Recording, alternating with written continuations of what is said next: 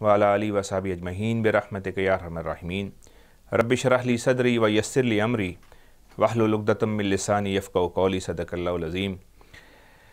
नाज़रीन कराम, आज हम में से हर फ़र्द ये चाहता है कि माशरा ठीक हो जाए, और हर फ़र्द को ये फ़िक्र होती है कि कौम और मुल्क के हालात ठीक करना शुरू कर दे वो। लेकिन ये कैसे होगा? इस्लाह माशरे का काम सबसे पहले जहाँ शुरू होता है वो फ़र्द की अपनी ज़ात है। फ़र्द एक माशरे की एक इकाई है, और ये बहुत सारी इकाइयाँ जब मिलकर एक माशरा बनाती हैं, और अगर ये इकाइयाँ दुरुस्त होंगी तो वो माशरा भी दुरुस्त होगा। अगर ये इकाइयाँ दुरुस्त नहीं होंगी तो माशरा भी दुरुस्त नहीं होगा। इस्लाह माशरा यकीनी तौर पर एक अच्छा फरीज़ा है। इस्लाह माशरा हम सब की इज्तिमाई ज़िम्मेदारियाँ है, लेकिन इसके साथ साथ इस्लाह माशरे में फ़र्द की अपनी भी कुछ इनफरादी ज़िम्मेदारियाँ हैं। सबसे पहले फ़र्द को ठीक होना ज़रूरी होगा। इसके लिए मैं एक हिकायत बयान करना चाहता हूँ आपके सामने। एक बच्चा खेल रहा था और उसके वालिद साहब उसके सामने अपने कोई काम शुरू कर रहे थे। मिसाल के तौर पर उनके वालिद साहब कोई लेक्चर तैयार कर रहे थे, अगर वो इंजीनियर हैं तो अपना कोई नक्शा बना रहे थे, या कोई भी इस तरह का काम कर रहे थे। और बच्चा थोड़ी देर के बाद अपना खेल छोड़ के वालिद के पास आता है और वालिद को तंग करना शुरू कर देता है। तो वालिद बड़ा परेशान होता है कि कल मैंने अपनी प्रेजेंटेशन देनी है, कल मैंने अपना ये नक्शा पेश करना है, कल मैंने अपना ये लेक्चर डिलीवर करना है, लेकिन बच्चा है कि उसको छोड़ ही नहीं रहा। तो थोड़ी देर में उसके जहन में आया कि क्यों ना बच्चे को मैं किसी काम में इंगेज कर दूं, मशगूल कर दूं। अगर बच्चा मशगूल हो गया तो मैं अपना काम इत्मीनान से कर सकूंगा। पास ही पड़ा हुआ उसके पास एक दुनिया का नक्शा था, जिसको उसने 3, 4, 8, 10, 15 टुकड़े कर दिए, फाड़ के बच्चे को थमा दिया और कहा, बेटा बात सुनो, तुम एक काम करो कि इस नक्शे को जोड़ कर ले आओ। तुम्हारी ज़िम्मेदारी है कि इस नक्शे को अच्छे तरीके से जोड़ के ले आना, लेकिन ख्याल रहे कि नक्शा बिल्कुल ठीक जोड़ा होना चाहिए। जहाँ दरिया अमेज़न ब्राज़ील में बह रहा है उसको तुम पाकिस्तान के अंदर बहता हुआ दिखाना, और जहाँ दरिया सिंध बह रहा है वो पता चला कि दरिया थेम्स तुम उसको बना दो लंदन में बहता हुआ। बच्चा गया और वालिद ने इत्मीनान का सांस लिया। अब वालिद के जहन में ये था कि बच्चा कम से कम घंटे 2 घंटे के लिए ये काम नहीं कर सकेगा, और अगर कर भी लाया तो बहुत ज़्यादा वक्त लग जाएगा उसको, और मैं अपना काम मुकम्मल कर लूँगा। लेकिन वालिद की हैरत की इंतहा नहीं रही कि जब बच्चा 10 से 15 मिनट में वो नक्शा जोड़ कर ले आया और वालिद की टेबल पर रख दिया। वालिद ने अपना काम छोड़ के हैरान हो गया कि बच्चा इतने जल्दी इस काम को कैसे कर लिया उसने। और जब उसने देखा तो वाक़ईतन वो नक्शा बिल्कुल सही जोड़ा हुआ था, पूरी दुनिया का नक्शा बिल्कुल ठीक उसके नज़रों के सामने था। उसने अपना काम छोड़ के बच्चे से पूछा कि बेटा तुमने आखिर इतनी जल्दी इस नक्शे को जोड़ कैसे लिया? तो बच्चे ने बड़ी खूबसूरत जवाब दिया, और वो मेरे और आपके लिए एक सबक है, एक इबरत है, एक नसीहत है। बच्चे ने कहा, अब्बू, when you are tearing this world map, जब आप इस दुनिया के नक्शे को फाड़ रहे थे तो मैं देख रहा था कि उसके पीछे एक आदमी की तस्वीर बनी हुई है। आदमी की तस्वीर को जोड़ना मेरे इस नज़र में बहुत आसान था। मैंने नाक, कान, चेहरा, आंखें, बाल, गर्दन उसकी जोड़ दी, और अब देखिए अब्बू, आदमी की तस्वीर जुड़ गई, आदमी की तस्वीर बिल्कुल ठीक तरीके से जुड़ गई, तो दुनिया का नक्शा भी ठीक हो गया। वालिद बड़ा खुश हुआ और बच्चे को इनाम भी दिया। लेकिन मैं और आप जो इस पूरी दुनिया को ठीक करने के चक्कर में होते हैं, हम चाह रहे होते हैं कि पूरे इस्लाह दुनिया का माहौल ठीक हो जाए, माशरे में की इस्लाह हो जाए, माशरे में अमन, आशती, खुशहाली, प्यार, मोहब्बत, ये चीज़ें आम हो जाएं। तो उससे पहले उस दुनिया के नक्शे को ठीक करने से पहले आदमी को ठीक होना ज़रूरी है। फ़र्द ठीक होगा तो इस माशरा ठीक होगा, क्योंकि छोटे छोटे अफराद, ये छोटे छोटे यूनिट, ये छोटी छोटी इकाइयाँ ही पूरी माशरा बनती है। जिस तरह नबी करीम सल्लल्लाहु अलैहि वसल्लम ने फरमाया कि सुनो, तुम्हारे दिल के अंदर एक ऐसा खून का लौथड़ा है, एक ऐसा गोश्त का टुकड़ा है जो अगर ठीक हो गया तो पूरा जिस्म ठीक होगा, और अगर वो ख़राब हो गया तो पूरा जिस्म जो है वो फसाद में मुब्तला होगा, पूरा जिस्म जो है वो ख़राब होगा। और सुन लो, वो ये है दिल। आप सल्लल्लाहु अलैहि वसल्लम ने कल्ब मुबारक की तरफ अपने इशारा करके कहा। तो इसी तरीके से अगर हम चाहते हैं कि पूरे माशरे में तब्दीली आए, माशरा अच्छा हो जाए, तो उसके लिए उस फ़र्द को ठीक होना चाहिए जो सेंटर ऑफ दैट यूनिटी है। आप ये समझ लें कि उसकी जो पूरी इकाई है, जो एक यूनिट है उस पूरे माशरे का, उसको ठीक होना चाहिए। उसके लिए हमारी कुछ ज़िम्मेदारियाँ बनती हैं। پہلی چیز تو یہ ہے کہ فرد اپنے ذاتی کچھ اوصاف میں تبدیلیاں لے کر آئے، کچھ بہتری لے کر آئے۔ ایک تو یہ کہ وہ اپنے رب سے اپنے تعلق کو مضبوط کرے، وہ اپنے خدا سے جو اپنے خالق ہے اس سے اپنے تعلق کو مضبوط کرے۔ جب خالق سے فرد کا معاملہ ٹھیک ہوگا، جب خالق سے تعلق مضبوط ہوگا تو یقینی طور پر وہ فرد کے اندر تبدیلی آئیں گی اور معاشرہ ایک بہتر انداز میں قائم ہو سکے گا۔ دوسری چیز یہ ہے کہ خالق کا جو نازل کردہ قرآن ہے اس کے ساتھ ایک اسٹرانگ ریلیشن شپ ہونا چاہیے، ایک مضبوط تعلق اس قرآن کے ساتھ بھی ہونا چاہیے۔ پھر تیسری بات یہ ہے کہ احساس ذمہ داری، ہر فرد یہ سوچے کہ یہ میری ذمہ داری ہے اور اس معاشرے کو ٹھیک کرنا میری ذمہ داری ہے۔ مثال ایک دیتا ہوں میں آپ کو، ایک خاندان، ایک فیملی بچوں کے ساتھ کہیں جاتی ہے، ایک پارک میں گھومنے جاتے ہیں اور وہاں پر کچھ کھانا پینا ہوتا ہے ان کا، اور یقینی طور پر بچے جب کھاتے ہیں کوئی چپس، کوئی جوس، تو یہ پیکٹ اٹھا کر وہ پھینک دیتے ہیں۔ وہ کہتے ہیں کہ جو یہاں پر صفائی کرنے والا عملہ ہے یہ اس کی ذمہ داری ہے۔ نہیں، یہ فرد کی ذمہ داری ہے، کیونکہ ایک ریپر، ایک جوس کا ڈبہ، ایک شاپر مل کر ملٹی آپ سمجھ لیں کہ اس کا وزن ہو جاتا ہے۔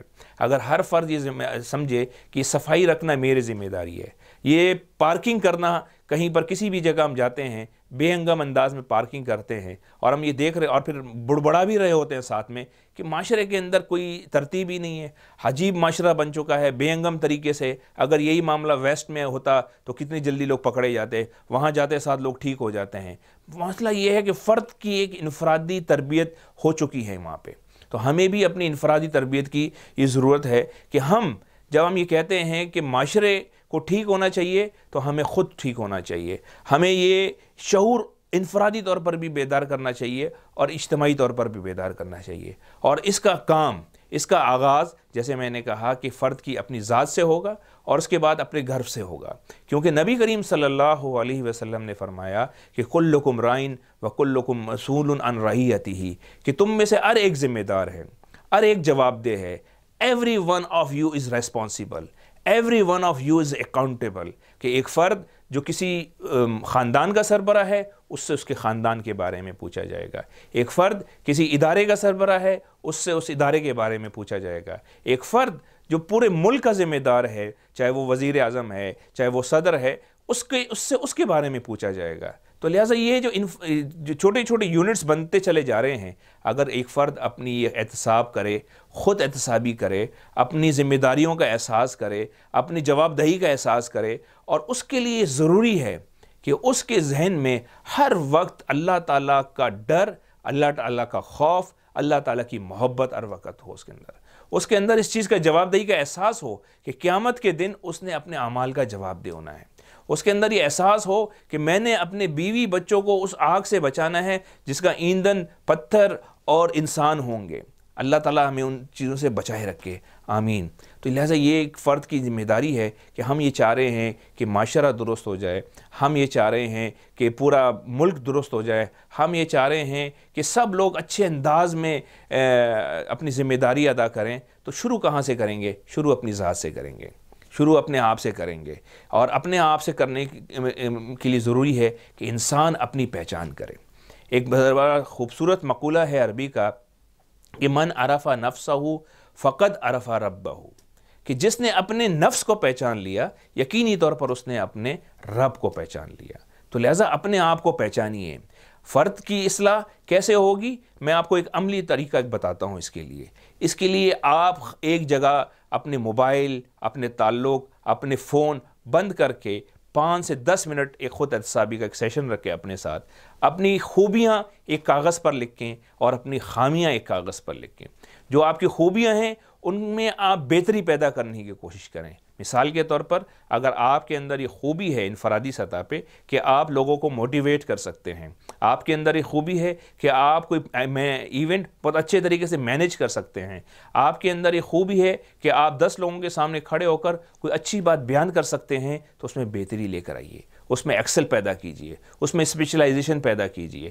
اسی طریقے سے آپ یہ کہتے ہیں کہ معاشرے کے اندر بہت زیادہ شدت آ گئی ہے، معاشرے کے اندر برداشت نہیں ہے، تو آپ ایک کاغذ پر لکھیے کہ آپ کے اپنے اندر کیا کیا خامیاں ہیں، آپ یہ لکھیں کہ مجھے سب سے بہت زیادہ غصہ آتا ہے، میرے اندر برداشت نہیں ہے، میں جھوٹ بولتا ہوں، میں لوگوں کو دھوکہ دیتا ہوں. تو آپ اگر آپ چاہتے ہیں کہ معاشرہ ٹھیک ہو جائے تو ان کو ٹک کرنا شروع کر دیے. اپنا ایک ہدف بنائیے کہ میں آج سے جھوٹ بولنا چھوڑ دیتا ہوں، میں آج سے دھوکہ دینا چھوڑ دیتا ہوں، میں آج سے کیا کہتے ہیں اس کو، کسی کو وعدہ خلافی کرنا چھوڑ دیتا ہوں. جب آپ یہ کرنا شروع کر دیں گے، میں آج سے غصہ کرنا چھوڑ دیتا ہوں، میں اپنے اندر نرمی پیدا کروں گا انشاءاللہ تعالی.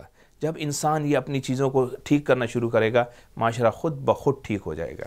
نبی کریم صلی اللہ علیہ وسلم کے پاس ایک شخص آیا اور اس نے کہا کہ اللہ کے رسول، میرے اندر کچھ خامیاں ہیں. اور روایات میں آتا ہے کہ اس کو چوری کی عادت پڑ گئی تھی، اس کو شراب نوشی کی عادت پڑ گئی تھی، اور وہ جھوٹ بہت بولتا تھا. تو اللہ کے رسول صلی اللہ علیہ وسلم نے کہا کہ تم ایک کام چھوڑ دو، جھوٹ بولنا. اور اس نے اللہ کے رسول صلی اللہ علیہ وسلم سے وعدہ کیا کہ میں آج سے جھوٹ بولنا چھوڑ دوں گا. اور جب اس کی چوری کرنے کا ارادہ ہوا، نیت ہوئی، تو اس نے سوچا کہ کل جب نبی محترم صلی اللہ علیہ وسلم مجھ سے پوچھیں گے کہ رات تم نے کیا کیا، اور میں ظاہری بات وعدہ کر چکا ہوں کہ میں جھوٹ نہیں بولوں گا، اور اگر میں سچ بولوں گا کہ میں نے چوری کی ہے تو یقینی طور پر میرے اوپر حد جاری ہوگی اور مجھے سزا ملے گی. تو لہٰذا ناظرین محترم، اللہ کے رسول صلی اللہ علیہ وسلم سے جو اس نے وعدہ کیا، اس نے کہا میں آج سے جھوٹ نہیں بولوں گا. اس کی شراب کی عادت چھوٹ گئی، اس کی چوری کی عادت چھوٹ گئی، اس کے دوسرے معاملات ٹھیک ہو گئے.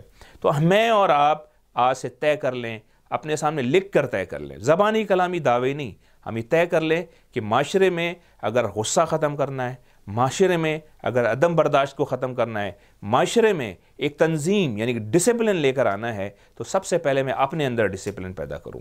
میں اپنی موٹر سائیکل، میں اپنی گاڑی اس طرح پارک کروں کہ کسی دوسرے کو تکلیف نہ ہو. میرے کو اگر غصہ آ رہا ہے تو میں اس غصے کو پی جاؤں. کہ اس کو نبی کریم صلی اللہ علیہ وسلم نے فرمایا، بلکہ پوچھا صحابہ سے کہ پہلوان کون ہے؟